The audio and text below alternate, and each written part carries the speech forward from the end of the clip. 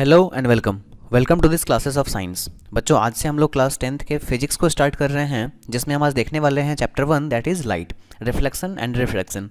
तो बच्चों, फटाफट वीडियो को पॉज करिए और कॉपी कलम लेकर वीडियो के सामने बैठिए। हम लोग आज देखने वाले हैं ऑप्टिक्स। बच्चों, बेसिकली इस ऑप्टिक्स को हम लोग दो पार्ट में डिवाइड करके पढ़ते हैं। एक होता है हमारा वेव ऑप्टिक्स और एक होता है हमारा रे ऑप्टिक्स। तो अभी हम लोगों को केवल रे ऑप्टिक्स पढ़ना है। जब हम जाएंगे क्लास 11th में, वहाँ पर फोटो इलेक्ट्रिक इफेक्ट वगैरह हम पढ़ेंगे, तो वहाँ हमको देखना होगा क्या, रे ऑप्टिक्स वगैरह। समझिए इस बातों को। वेव ऑप्टिक्स अभी हमको क्या करना है, केवल पढ़ना है लाइट, उसका रिफ्लेक्शन रिफ्रैक्शन। बहुत ही कम चीज़ें हैं क्लास 10th में पढ़ने के लिए। हम लोग बहुत ही डिटेल में इसको करने वाले हैं सारा ही चीज़। तो आप फटाफट से आज से हेडिंग लगाओ और शुरू करो, लाइट, रिफ्लेक्शन एंड रिफ्रैक्शन। तो बच्चों देखो, लाइट को सुनने के साथ ही आपके दिमाग में क्वेश्चन आएगा ये होता क्या है। तो दरअसल हम लोग बोलते हैं कि it is a form of energy. Light क्या है, एनर्जी का एक फॉर्म है जो हमको किसी भी चीज़ों को देखने का क्षमता देता है। Light is a form of energy that enable us to see things. पहली बात। दूसरी बात ये कि कैसे किसी चीज़ को हम लोग देखते कैसे हैं, देखना पॉसिबल कैसे हो पाता है। तो सपोज करो तुम्हारे सामने तुम्हारा ये मोबाइल फ़ोन है, तो ये तुमको कैसे दिखाई दे रहा होगा जब तक कि इसके अंदर से खुद का लाइट नहीं इमिट होता है। जब हम इसको लॉक कर देते हैं इसके स्क्रीन को, तभी हमको कैसे दिखता है। तो आपके घर में कहीं ना कहीं एक ट्यूबलाइट है, उसको हम लोग बोलते हैं सोर्स। तो इस सोर्स ऑफ लाइट से लाइट इमिट होती है और वो लाइट आपके ऑब्जेक्ट पे हो गिरा और यहाँ से बाउंस बैक होकर ये आपके आँख तक पहुँचा। तो सबसे पहले तो लाइट इंसिडेंट हुआ किसी सोर्स से, इंसिडेंट होकर किसी ऑब्जेक्ट पे आया और वहाँ से फिर बाउंस बैक होकर आपके आंखों तक आया। तो इस प्रोसेस में क्या होता है, यहाँ पर लाइट निकल करके ऑब्जेक्ट पे गिरा, वहाँ से बाउंस बैक होकर आपके आंखों तक आया।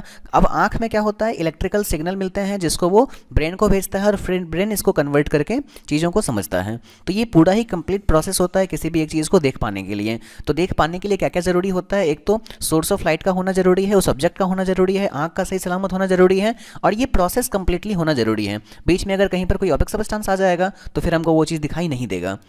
तो एक थ्योरी हमको मिला लाइट को लेकर कि light is a form of energy that enable us to see things. चीज़ों को देखने का योग्य बनाता है हमको। Light starts from a source, हमेशा ही एक सोर्स से निकलेगा, and bounces off objects which are perceived by our eyes and our brains processes this signals which eventually enable us to see. और फिर लास्ट में हम लोग किसी चीज़ को देख पाते हैं। दूसरी बात, जब हम लाइट को पढ़ लेते हैं फिर हमको जानना होता है इसका नेचर कैसा होता है। तो देखिए, लाइट को लेकर बेसिकली दो नेचर साथ साथ हम लोग पढ़ते हैं। एक हम लोग बोलते हैं उसका वेव नेचर, एक होता है पार्टिकल नेचर। दोनों ही नेचर के सपोर्टर अलग अलग साइंटिस्ट लोग थे जिन्होंने उसका अलग अलग एक्सपेरिमेंट भी बताया कि हाँ देखिए, चूंकि ये कारण है तो इसीलिए हम लोग इसको वेव बोलते हैं, कुछ लोग बोलते हैं पार्टिकल है। हम लोग दोनों को मान के चलेंगे, दोनों ही हमारा सही होगा। अभी हमको मोस्ट ऑफ द चीज़ों को जो डिस्कस करना है वो वेव नेचर को। आगे जब हम 11th में जाएंगे तो फोटो इलेक्ट्रिक इफेक्ट वगैरह पढ़ेंगे, वहाँ हम देखेंगे इसका पार्टिकल नेचर। तो बच्चों देखिए, कुछ लोग कहते हैं कि लाइट सन से निकलकर हमारे अर्थ तक पहुँचता है। इट मीन्स कि ये एक बहुत ऐसे एरिया को ट्रैवल करता है जहाँ कुछ नहीं है, वैकम है। अर्थ का एटमॉस्फेयर तो यहाँ पे शुरू हुआ ना, तो बीच का सारा रास्ता तो वैकम था।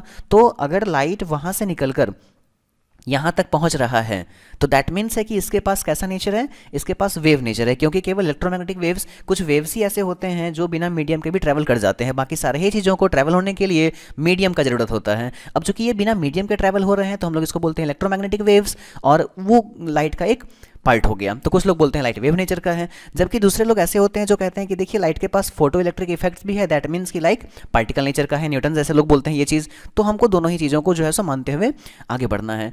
अगली बात, ट्रैवलिंग ऑफ लाइट। देखो बच्चों, सबसे पहली बात, लाइट जो हमारी ट्रैवल करती है वो रेक्टिलिनियर प्रोपगेशन दिखाती है। दैट मीन्स कि लाइट हमेशा ही स्ट्रेट लाइन में ट्रैवल करती है, जिगजैग मोशन नहीं दिखाती है। आपने अगर क्लास 7 का बुक देखा होगा तो क्लास 7 में इसका एक बहुत ही अच्छा एग्जाम्पल दिया हुआ था कि NCERT बुक में, कि हमें कैंडल को जलाते हैं और जैसे ही हमें कैंडल को जलाते हैं और उसके सामने 3 कार्डबोर्ड रखते हैं और तीनों में एक सर्टेन जगह पर होल करते हैं। तो जब तक ये तीनों ही होल एक डायरेक्शन में नहीं आता है तब तक हमको अपने आंख से उस कैंडल को हम नहीं देख पाते हैं। क्यों? सपोज करो मैंने इस कार्ड को थोड़ा सा ऊपर कर लिया तो अब उसका होल तो यहाँ आ गया ना, तो लाइट यहाँ से निकलकर इससे एंटर किया लेकिन यहाँ फिर एंटर नहीं कर पाया क्योंकि होल तो ऊपर चला गया था। तो इस होल को नीचे लाना होगा। तो जब तक तीनों होल एक डायरेक्शन में नहीं आएगा हमको ये लाइट बाहर आंख तक दिखाई नहीं पड़ेगा। ये प्रूफ करता है कि लाइट स्ट्रेट पाथ पे चलता है। अगर लाइट जिगजैग पाथ पे चलता तो ये होल को ऊपर नीचे करने से भी फर्क नहीं पड़ता, क्योंकि लाइट ऐसे सपोज करो ऐसे जा रहा है तो यहाँ से ऊपर आके चला जाता, यहाँ नीचे आके चला जाता, तो उसके ऊपर नीचे होने से भी हमको कैंडल दिखते रहता है, लेकिन ऐसा होता नहीं है।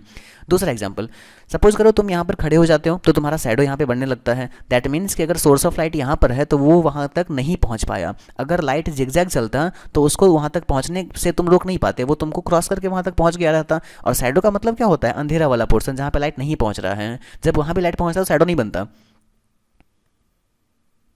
दैट मीन्स शैडो का बनना ही प्रूफ है क्या कि लाइट स्ट्रेट पाथ पे ट्रेवल करता है। तो लाइटनिंग ऑफ लाइट में, सॉरी ट्रैवलिंग ऑफ लाइट में फिर हमको जो दूसरा चीज़ देखना है वो ये, देखो बच्चों एक फर्मेट्स थ्योरम हमको जानना होता है, जो बेसिकली 10th के बुक में तो नहीं दिया हुआ है, कोई कोई बुक इसको लिखता है, संत वगैरह में लिखा हुआ है।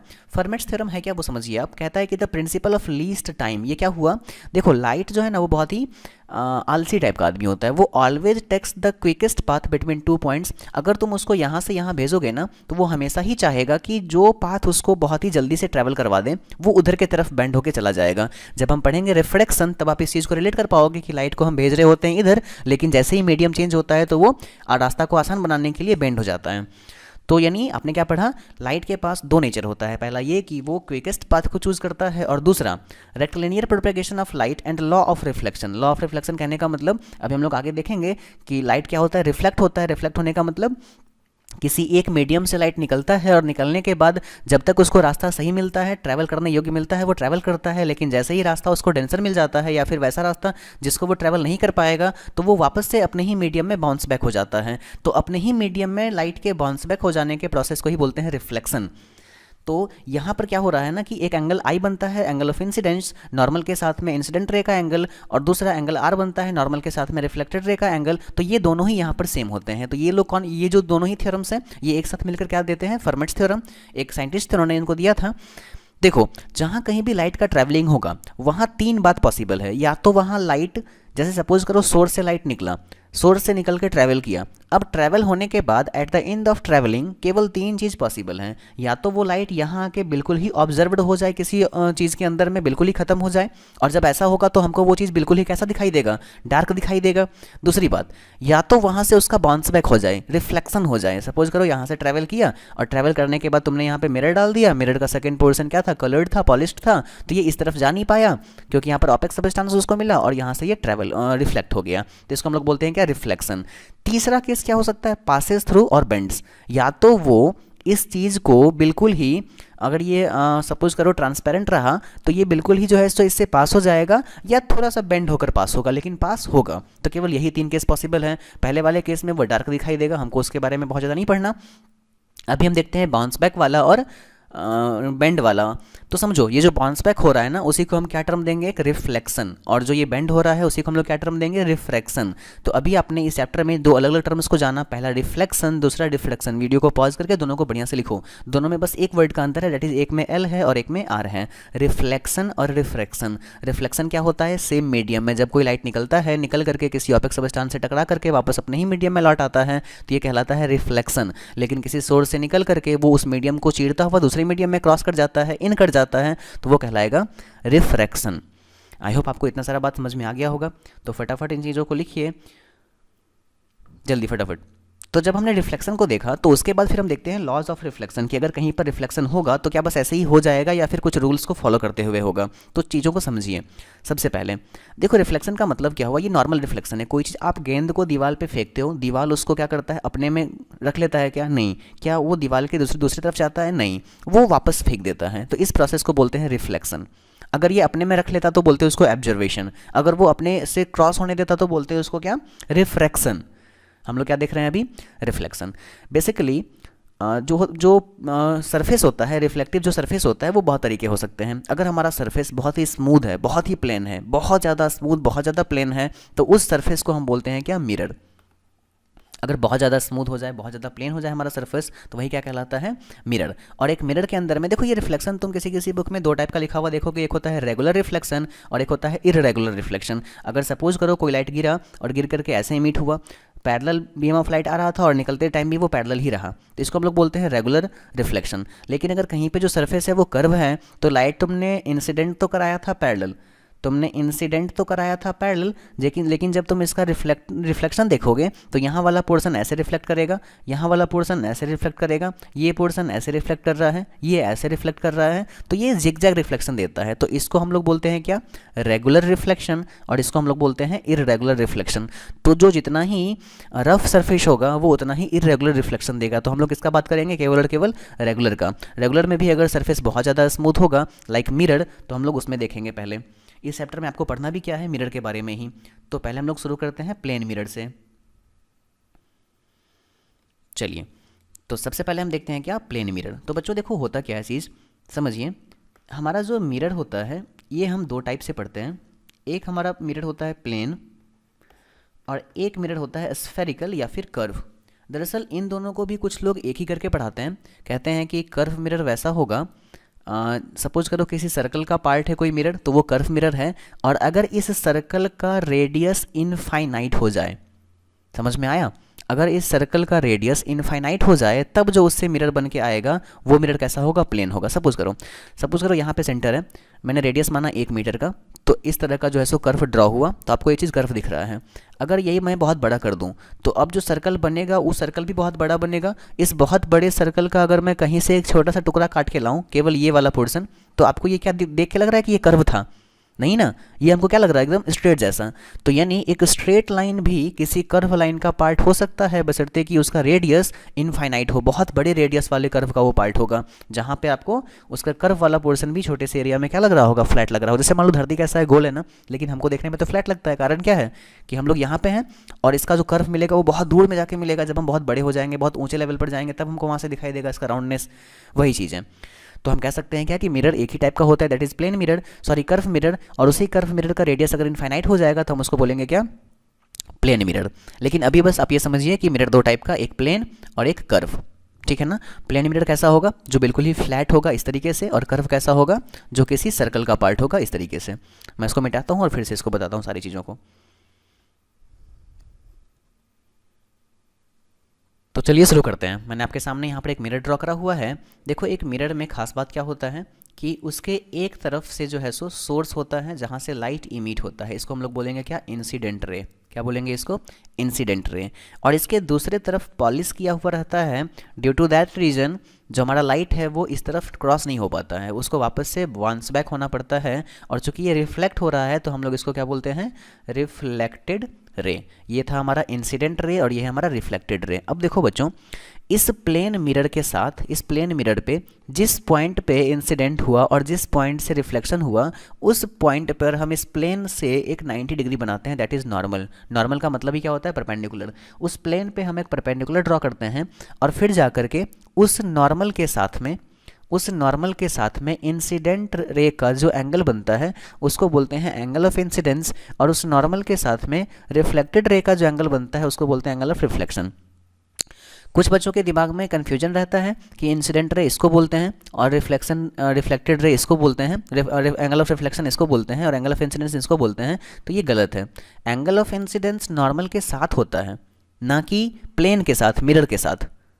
सपोज करो मैंने अगर ऐसा आपसे पूछा कि बताइए ये एंगल है 30 डिग्री, ये एंगल है 60 डिग्री, तो बताओ यहाँ पर एंगल ऑफ इंसिडेंस कितना होगा, तो तुमने फटाक से बोला 60 डिग्री। या मैंने पूछा एंगल ऑफ रिफ्लेक्शन कितना होगा, तो आप बोलोगे 60 डिग्री। गलत है वो। एंगल ऑफ रिफ्लेक्शन किसके साथ होगा, नॉर्मल का होगा रिफ्लेक्टेड रे के साथ। तो नॉर्मल और रिफ्लेक्टेड रे तो यहाँ है ना, तो तुम इस बीच का एंगल निकालोगे, ना कि इस बीच का। तो अब देखो ये पूरा 90 जिसमें से इतना 60, तो ये कितना होना चाहिए, 30। तो 90 में से घटा के बताओगे। समझ में आ रहा है। तो यहाँ पर जो एंगल आई बना और ये जो एंगल आर बना, तो रूल जो अभी हमने ऊपर पढ़ा था फॉर्मेट्स लॉ, तो उन्होंने क्या कहा था कि एंगल आई हमेशा ही एंगल आर के क्या होगा, इक्वल होगा। तो प्लेन मिरर में टोटल दो लॉ आपको याद रखना है। एक ये है कि अगर कहीं पर रे इंसिडेंस हो रहा है, बाद में वो रिफ्लेक्ट हो रहा है, तो वो नॉर्मल के साथ में जितना एंगल बना के इंसिडेंस हुआ था उतना ही एंगल बना के रिफ्लेक्ट होगा। अगर सपोज करो मैं इस एंगल को थोड़ा सा और नीचे करूँ, मैं ऐसे फेंकूँ कोई चीज़ को, तो वो जाएगा भी और टेढ़ा होकर के। यानी एंगल मैंने यहाँ पे बढ़ा दिया ना, इंसिडेंस एंगल, तो रिफ्लेक्शन एंगल भी क्या हो जाएगा, बढ़ जाएगा। तो हमको इन चीज़ों को याद रखना है प्लेन मिरर के लिए। तो मिरर दो टाइप के थे, प्लेन। अभी देखो स्फेरिकल। अभी सपोज करो कोई मिरर इस तरह का हमको दिखाई दिया। स्फेरिकल मिरर क्या होता है, ये एक स्फेयर का पार्ट होता है। तो बच्चों उसके बाद देखते हैं हम क्या, स्फेरिकल मिरर। आप समझो एक बात, स्फेरिकल मिरर क्या होता है, स्फेयर का पार्ट होता है। समझिए, अगर रिफ्लेक्टिव सरफेस, जिस सरफेस से होकर के लाइट को रिफ्लेक्ट होना है वो प्लेन है, वो फ्लैट है, तो हम इसको बोलेंगे प्लेन मिरर। लेकिन अगर रिफ्लेक्टिव सरफेस कर्व है, टेढ़ा मेढ़ा है, तब हम इसको बोलेंगे क्या, कर्व मिरर या फिर स्फेरिकल मिरर। पहली बात। दूसरी बात ये, अगर हमारा रिफ्लेक्टिव सरफेस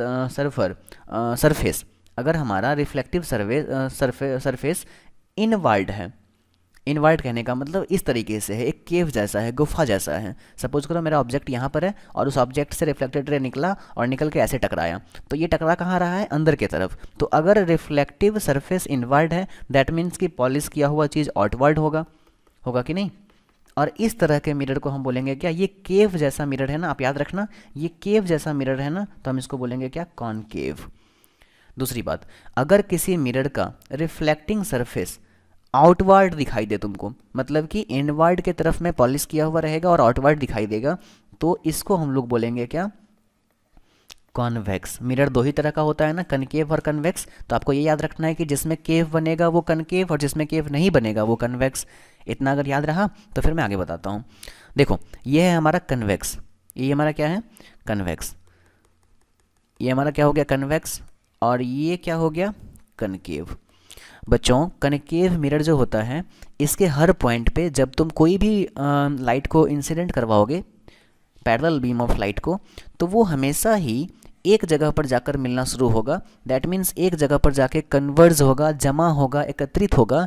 इसीलिए कॉनकेव मिरर का एक दूसरा नाम हम लोग याद रखते हैं, दैट इज़, इसको बोला जाता है कहीं कहीं कन्वर्जिंग मिरर। जब तुम न्यूमेरिकल सॉल्व करोगे ना, तो उस समय पर बहुत बार ऐसा होगा कि कनकेव मिरर को सिंपली हम लोग कह देंगे क्या, कन्वर्जिंग मिरर, बहुत बार ऐसा होगा। दूसरी बात, ये जो हमारा कन्वेक्स मिरर है, इसका ऐसा नेचर है कि जब हम इस पर लाइट को इमिट करवाएंगे तो ये बार बार से क्या करेगा, लाइट को डाइवर्ट कर देगा, दूसरे तरफ भेज देगा। और जब ये दूसरे तरफ भेजेगा तब हम लोग इसको बोलेंगे क्या, डाइवर्जिंग मिरर। तभी क्या कहलाएगा, डाइवर्जिंग मिरर। तो बच्चों उसके बाद देखते हैं हम लोग सम इम्पॉर्टेंट टर्म्स। इस मिरर से रिलेटेड कुछ इंपॉर्टेंट टर्म्स होगा जो हमको जानना है। तो सबसे पहले क्या है, पोल। बच्चों हम लोग फिगर को ड्रॉ करते हैं पहले, फिगर से और अच्छे से समझ में आएगा।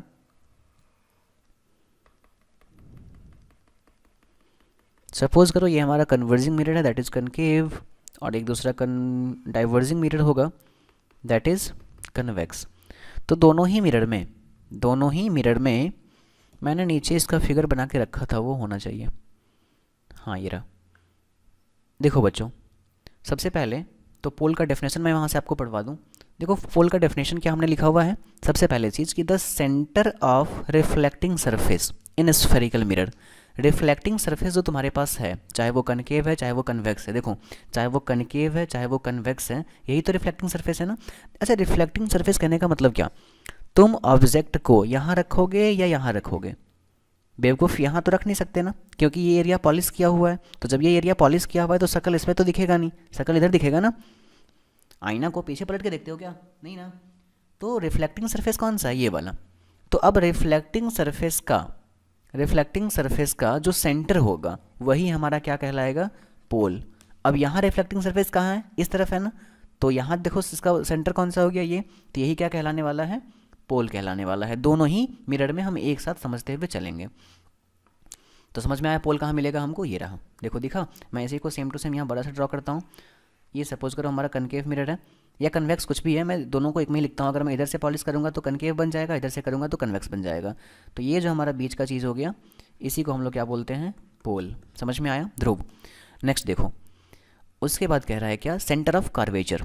क्या कह रहा है, सेंटर ऑफ कार्वेचर। एक बात बताओ, ये अगर एक कर्व मिरर है, एक स्फेरिकल मिरर है, तो ये ज़रूर से किसी ना किसी स्फेयर का पार्ट रहा होगा, है ना। और उस स्फेयर का भी अपना खुद का एक सेंटर रहा होगा, हर स्फेयर का एक सेंटर होता है ना। तो उस स्फेयर के सेंटर को हम बोलते हैं क्या, सेंटर ऑफ कार्वेचर। तो सेंटर ऑफ कार्वेचर क्या हो गया, reflecting surface in a spherical mirror has a centre, this is known as centre of curvature. ये हमको समझ में आ गया, ठीक है ना। अब देखो अगर हमारा मिरर कनकेव मिरर है तो उसका सेंटर ऑफ कार्वेचर किधर होगा, मिरर के रिफ्लेक्टिंग सरफेस के तरफ होगा। लेकिन अगर हमारा मिरर डाइवर्जिंग मिरर है तो फिर भी तो तुम ऑब्जेक्ट को इधर ही रखोगे ना। नहीं समझ में आ रही बात। अगर यहाँ बाहर से पॉलिश किया हुआ है तो उधर तो रख नहीं सकते, इधर ही रखना पड़ेगा, और यहाँ अंदर से पॉलिश किया हुआ है तो अंदर में रख नहीं सकते, बाहर ही रखना पड़ेगा। दोनों ही केस में रिफ्लेक्टिंग सरफेस इधर इधर ही मिल रहा है ना। तो अगर रिफ्लेक्टिंग सरफेस अंदर की तरफ है, कनकेव मिरर है हमारा, तो जिधर हम ऑब्जेक्ट को रखेंगे उधर ही हमको उसका सेंटर ऑफ कर्वेचर मिलेगा। लेकिन अगर डाइवर्जिंग मिरर है तो जिधर हम ऑब्जेक्ट को रखेंगे उसके दूसरे साइड मिलेगा सेंटर ऑफ कर्वेचर, क्योंकि तुमको दिख रहा होगा कि ये सेंटर, इसका जो एंगल जो मुड़ रहा है, कर्वेचर जो मुड़ रहा है वो तो उधर की तरफ मुड़ रहा है ना, तो ये स्फेयर उधर जाके बनेगा। तो जब स्फेयर उधर बनेगा तो उसका सेंटर भी उधर ही होगा, याद रखना इन चीज़ों को। उसके बाद है रेडियस ऑफ कर्वेचर। तो बच्चों जब ये एक स्फेयर बन गया तो स्फेयर में रेडियस क्या होता है, सेंटर से लेकर के सर्कमफेरेंस का डिस्टेंस। तो सेम उसी तरीके से सेंटर से लेकर के कर्वेचर तक का जो डिस्टेंस होगा, सेंटर से लेकर के कर्वेचर तक का जो डिस्टेंस होगा वही कहलाएगा क्या, हाँ वही कहलाएगा क्या, रेडियस ऑफ कर्वेचर। और इस रेडियस ऑफ कर्वेचर को हम डिनोट करेंगे किससे, आर से। स्मॉल आर, कैपिटल आर, कुछ भी लिख सकते हो। यही रेडियस ऑफ कर्वेचर किससे डिनोट होगा, आर से। ये हर जगह इक्वल होगा लेकिन हम लोग यहाँ पर ही लिखते हैं इसको। दूसरी बात, प्रिंसिपल एक्सिस। देखो पोल से लेकर के और सेंटर ऑफ कर्वेचर को मिलाने वाला जो लाइन होगा, जो रे होगा, यही हमारा कहलाएगा प्रिंसिपल एक्सिस। यही क्या कहलाएगा हमारा, प्रिंसिपल एक्सिस। देखो अभी एकदम ध्यान से देखते जाओ क्योंकि बार बार मैं ये बताऊंगा नहीं, और जब मैं यूज़ करूंगा तो फिर दिमाग घुमाते रहना कि क्या बोले सर। प्रिंसिपल एक्सिस अभी समझ में नहीं आ रहा होगा ना, प्रिंसिपल एक्सिस ध्यान दो। प्रिंसिपल एक्सिस हम लोग किसको बोल रहे हैं, तो सेंटर ऑफ कर्वेचर और पोल, सेंटर ऑफ कर्वेचर और पोल से होकर के जाने वाला जो रे होगा उसको हम लोग बोलते हैं क्या, the straight line passing through the pole and the centre of curvature in an spherical mirror is known as principal axis. याद हुआ। उसके बाद प्रिंसिपल फोकस। अब समझो प्रिंसिपल फोकस क्या कहलाता है। तो सपोज करिए आप कि जो भी इंसिडेंट रे प्रिंसिपल एक्सिस के पैरेलल आता है, जो भी इंसिडेंट रे प्रिंसिपल एक्सिस के पैरेलल आता है, वो मिरर से टकराने के बाद, चूंकि ये डाइवर्जिंग मिरर है ना, तो मिरर से टकराने के बाद इस एक्सिस को कहीं ना कहीं कट करता है। जिस पॉइंट पे ये सब एक्सिस को कट करता है उस पॉइंट को हम बोलते हैं क्या, प्रिंसिपल एक्सिस, या फिर सॉरी प्रिंसिपल फोकस, या फिर से केवल फोकस। आपको ये बात याद रखना है कि the reflected ray appears to come from a point on principal axis known as principal focus. चलो उसके बाद देखना है फोकल लेंथ। तो देखो मैंने क्या कहा कि वो लाइट जो प्रिंसिपल एक्सिस के पैरेलल आई थी मिरर पे, वो टकरा कर फोकस पे कट करी ना, तो फोकस का पोल के साथ जो डिस्टेंस बचेगा उसको हम लोग बोलते हैं क्या, फोकल लेंथ। यहाँ देखो यहाँ नीट एंड क्लीन है। ये हमारा क्या हो गया, कर्वेचर हो गया ये हमारा। इस कर्वेचर का जो मिडिल पोर्शन होगा उसको हम लोगों ने क्या बोला, पोल।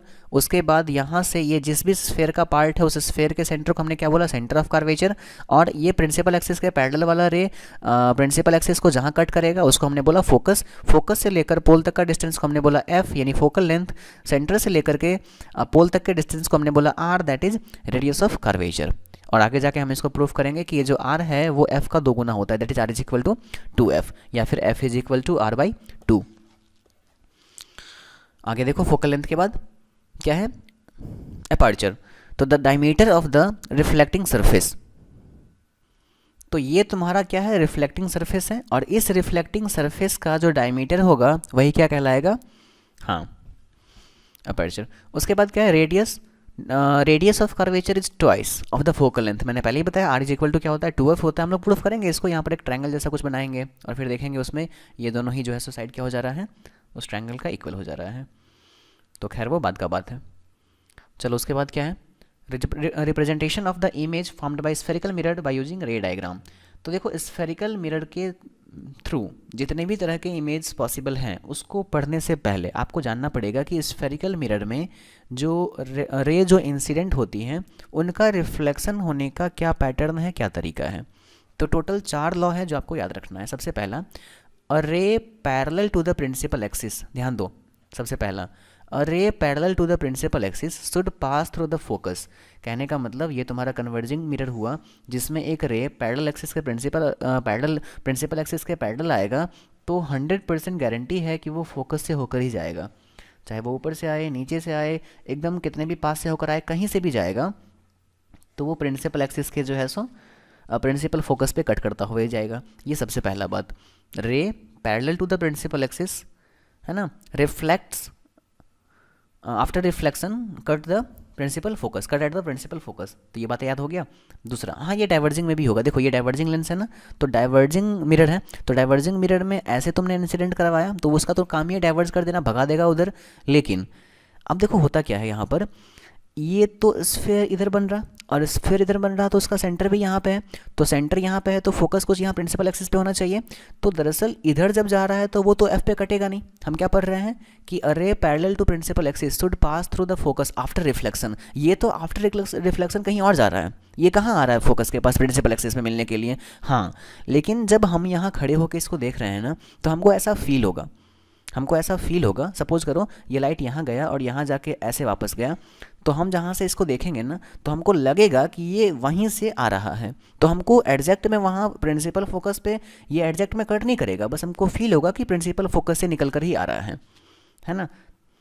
चलो ये पहला बात हो गया। दूसरा बात, अरे पास थ्रू द फोकस, इसका जस्ट रिवर्स। सपोज करो ये हमारा फोकस है और हम टॉर्च नीचे से जला रहे हैं, पहले तुमने टॉर्च को पैरेलल जलाया था ना, अभी नीचे से।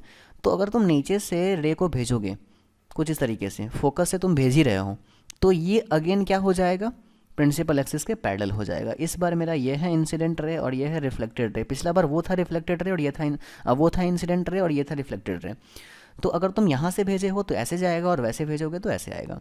दोनों ही केस में देख लेते हैं एक बार फटाफट से। सपोज करो तुमने किसी रे को ऐसे फेंका जो लगभग उसके फोकस पे जाने वाला था और ये डाइवर्जिंग मिरर है, तो वो उसको क्या कर देगा, तुम्हारे प्रिंसिपल एक्सिस के पैरेलल भेज देगा। उल्टा अगर तुम पैरेलल भेजोगे तो यहाँ तो वैसा कुछ हो नहीं रहा है ना, यहाँ तो वैसा कुछ हो नहीं रहा है कि इस तरीके से वो, ये तो डाइवर्जिंग मिरर है तो ये इसको दूर भेज देता था पहले। तो ये दोनों चीज़ आपको समझ में आया होगा आई होप। वो था ए और ये था बी। टोटल 4 रूल है, आप चारों को ध्यान से देखिए एक एक करके, और जब आप चारों रूल को देख लीजिएगा तो फिर आपको इमेज फॉर्म करने में कोई समस्या नहीं होगा आई होप। तीसरा देखो क्या कह रहा, अरे which is passing through the centre of curvature. तो बच्चों उसके बाद हम लोग देख रहे थे कि अरे which is passing through the centre of curvature in a concave mirror. ये नेक्स्ट हमारा जो है सो रूल है, रे passing through the centre of curvature. कहने का मतलब ये हमारा कर्वेचर है और ये उसका सेंटर है, तो सेंटर ऑफ कर्वेचर से होकर के जो रे पास करेगा, सबसे पहला रे तो आपने देखा कि प्रिंसिपल एक्सिस वो तो खुद ही सेंटर ऑफ कर्वेचर से के पास करता था, तो ये कहाँ जाता था, ये तो फिर ये तो हमारा प्रिंसिपल एक्सिस है ना, और इधर तो रे जा नहीं सकता। क्यों नहीं जा सकता, क्योंकि यहाँ पर पॉलिश किया हुआ है।